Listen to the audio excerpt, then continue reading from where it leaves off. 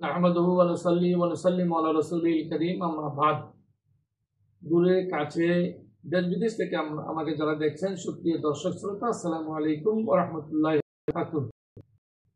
আজকের পর্ব নবী করিম সাল্লাল্লাহু আলাইহি ওয়াসাল্লাম মদিনা শরীফে গমনের পরে তো সর্বপ্রথম এখানে ৬০টি নির্দেশনা দিয়েছিলেন।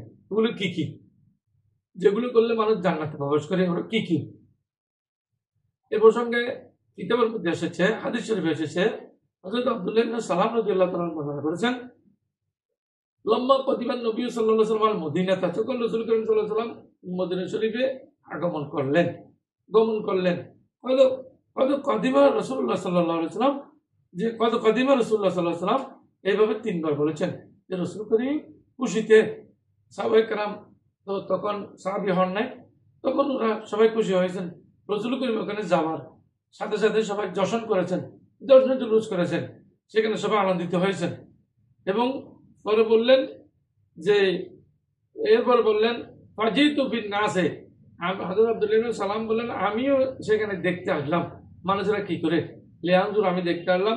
ফলাম্মা তাবায়্যানাত ওয়াজহু, যখন রাসূল করিমের নূরানী চেহারা মোবারক হয়ে গেল, আর দেখলাম আরিফতু আন্না ওয়াজহু লাইসা বিওয়ালিন কাযাবিন, তখন আমরা বুঝতে পারলাম এটা কোনো মিথ্যাবাদী বা মিথ্যুকের চেহারা হতে পারে না।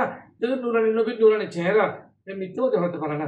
আগালা বলে শাইন সামিতু তাকাল্লামা বি, যে সর্বপ্রথম এখানে রাসূল করিম সাল্লাল্লাহু আলাইহি ওয়াসাল্লাম নির্দেশনা দিয়েছেন, আন ক্বালা ইয়া আইয়ুহান নাস, এ মানুষেরা, ইফশুস সালাম, তোমরা এখানে সালামের প্রচলন করো।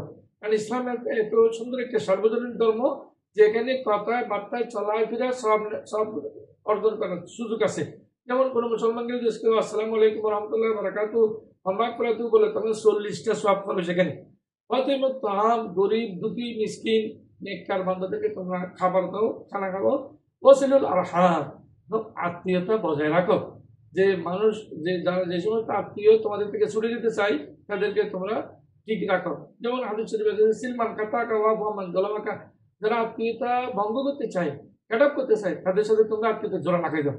ওয়াসাল্লু বিল লাইলি ওয়ান নাসু নিহাম, এবং সাথে তোমরা একটা কাজ করো, যে মানুষ যখন ঘুমিয়ে পড়ে তখন তোমরা নফল নামাজ বেশি বেশি করে পড়ো, তখন কিয়ামুল লাইল করো, তাহলে বলুন জান্নাতে বিসালাম, তোমরা শান্তিতে তাহলে ব্যস্তে প্রবেশ করতে পারবে। তাহলে এই 4টি কথা আছে। খাবার দান করা আমাদের দেশে অনেক মৌলবীরা মানা করে, কোনো মানুষ ইন্তেকাল হলে আর ইসালে সবের জন্য যদি খাবারের আয়োজন করে, তখন নিষেধ করে 4 দিনের দিন, 40 দিনের দিন। এখানে তো মানা করে নাই, মৃত ব্যক্তির জন্য, ইসালে সবের জন্য হোক, জীবিত ব্যক্তির জন্য হোক, যে কোনো একটা অনুষ্ঠানের জন্য হোক, মানুষকে খানা খাওয়ানো, খাবার দেওয়া, এটা খুব ভালো জিনিস। এটা খাবার দেওয়ার জন্য রাসূল করিম বলেছেন। এই ধরনের 4 দিনের দিন, 40 দিনের দিন বা 6 মাসের দিন, 1 বছরের দিন যদি কারো ফাতে উপলক্ষে কোনো খাবার দাবারের আয়োজন করে, তাহলে এটার কোনো দোষের কিছু নেই। এখানে মানা করে নেই, নিষেধ নেই। হাদিস শরীফে যে সমস্ত মৌলবীরা নিষেধ করতেছে, তাদের নিষেধের কোনো দলিল নেই। অথচ আল্লাহ বলেছেন তোমরা ভালো করে খানা খাবার, আল্লাহ রসুল বলেছেন তোমরা খাদ্য দান করো, তোমরা খাবার দাও, মানুষকে সালাম দাও, মানুষকে খাবার দাও, তাহলে তোমরা পরবর্তীতে আল্লাহ তাআলা তোমাদেরকে জান্নাত দান করবেন।